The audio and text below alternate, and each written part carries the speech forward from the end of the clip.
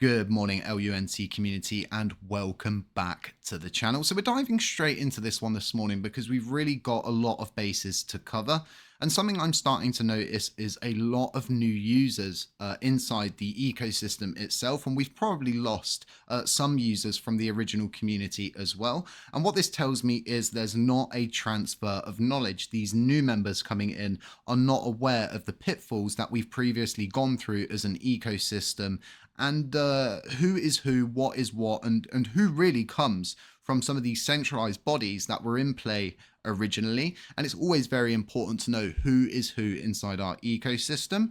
So we're talking about upgrade v3.43, and this is coming from Frag. He was actually a developer for the Terra Rebels team themselves, done a lot of good work, and he's continued to do that work to this very day. But again, it's very important to understand who's who and what's what. So if we go over to GitHub, we can get a overview of this proposal, and it's all surrounding a mandatory and important security patch update that's going to be covering the Cosmos SDK, WASM VM, and IBC Go. There's going to be on-chain support of WASM interfaces 1 to 2 and 1 to 3. So essentially, if you've got any projects on-chain, if you're a validator, this is going to affect you. But why this is something that I've picked up on and what spurred me into really going over the historical basis of our ecosystem is the fact that the original conversation and the origin point of me hearing about these security vulnerabilities was all surrounding a conversation that was picked up, I think, with Antia Solutions, and they had found out that there were some security flaws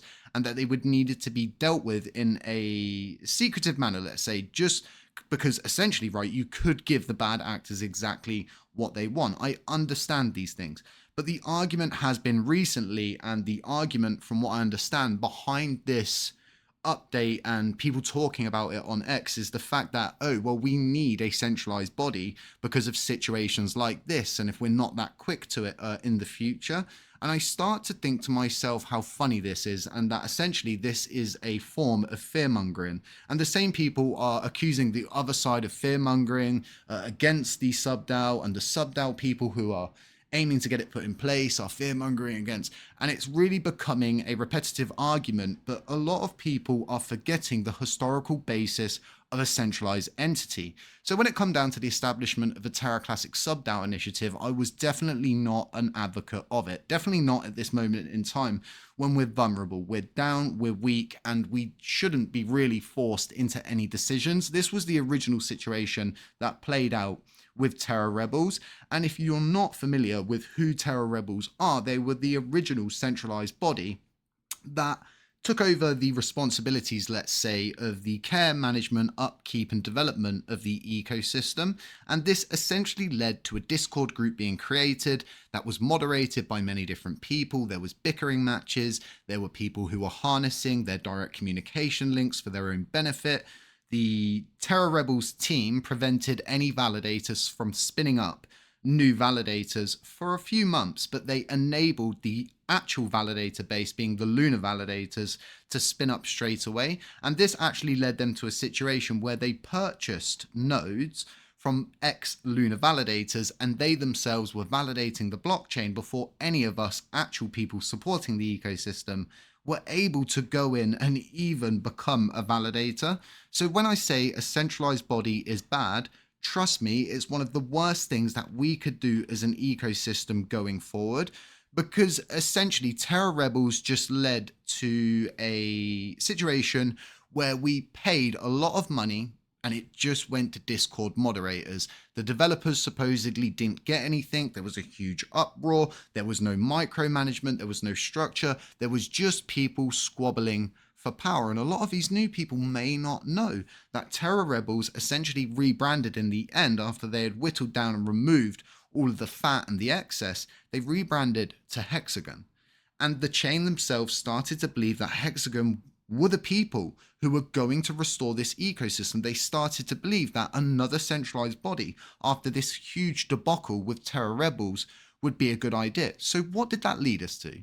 Well, it actually led to the separation of Rebel Station from TFL infrastructure. And as we can see down here, They anticipated that the work was going to take them around 2 months with a cost of $150,000.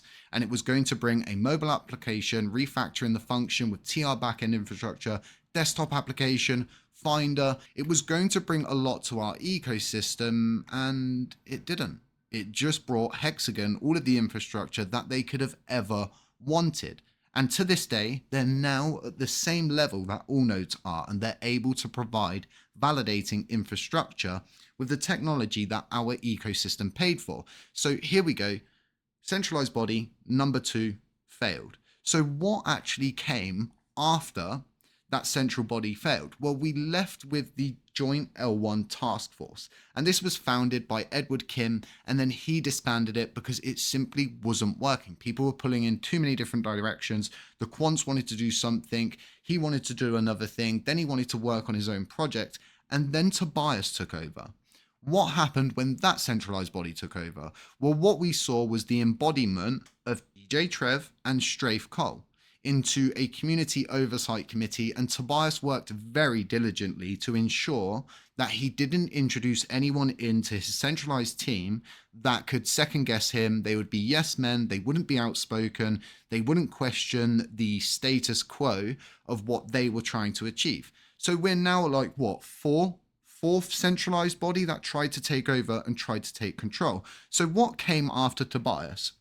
Well, we saw the follow-up of the Joint L1 Task Force being taken control of by Vin. Tobias left and Vin took over, and he took control. And what we actually saw was just a team essentially just doing any kind of upgrade that they could to advance the chain, whilst taking us out of parity each and every time, bringing us further away from the cosmos, making us less integrated into this ecosystem that we needed to be heavily integrated in. And Vin and then Hexagon, working in tandem, were keeping the community pool at nothing.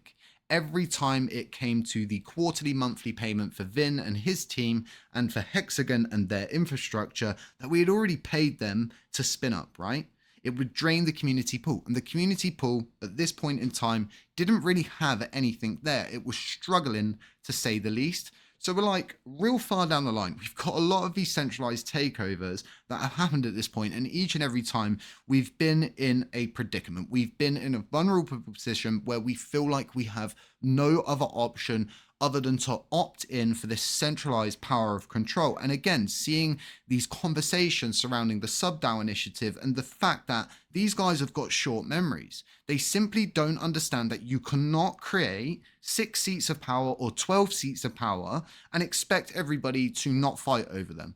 You cannot sit there in your tweet and say, well, we've got a bit of an issue that governance is being swayed, and on the SubDAO initiative, they were fear-mongering, and that swayed the vote. Well, okay, so what's going to happen when you introduce these chairs of power? Well, people are going to sway the votes. They're going to do everything that they can with their little groups of validators and their little centralized groups to keep and maintain power of those seats. And when it comes down to a governance proposal to remove them, how are we going to do it when these guys are all openly admitting that, they're swaying each other's votes?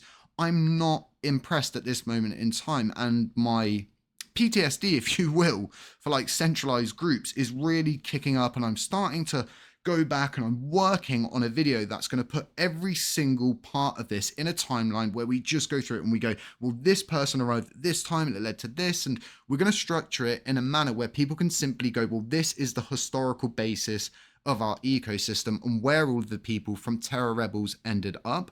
We've got many good situations that started great, like Terra Rebels. It started great. Ed Kim's team started great. Tobias's team started great.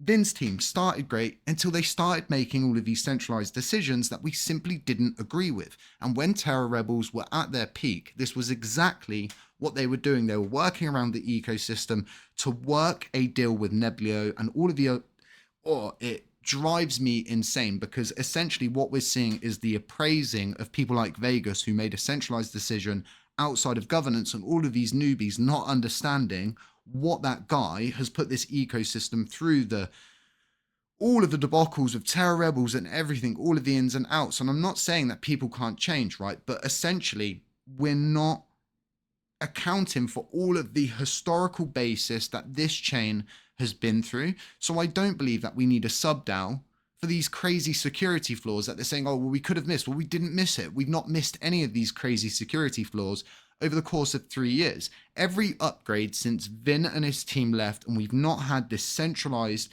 development team, and we've just had these third-party development teams like Genuine Labs, upgrades are getting done. People are developing on chain. Things are progressing, and what we really need is people to put more use and utilization into the layer 1 native assets, being LUNC and USTC. We do not need a centralized form of control. If anything, right, you want to introduce in a very small development team that is going to micromanage any of those direct connections, and maybe they receive a monthly bounty for any of these things that they end up patching in the future, the security flaws. There's other ways to do this other than trying to bring in a massive centralized body that are going to squabble for control. And when it comes down to this body that's going to act in an official capacity that we're going to empower to simply micromanage the development side of things, we need to think about how many people inside our ecosystem have conflicts of interest. And yes, this does boil down to developers as well. Like I keep saying, guys, everything can start great, but it's not always going to end up the way that you think it's going to. We need to be very careful as we go forward. We need to understand the historical basis of our ecosystem. But yeah, that's all I've really got for you guys for now. Just stay safe, and I really do mean that. Stay safe, you guys. Be careful who you trust. Be careful of all of these different actors that seem to dip, dive, rebrand themselves and try to do positive things to get themselves back into a position of power where they can begin making these centralized decisions again. And I'll catch you in the next one.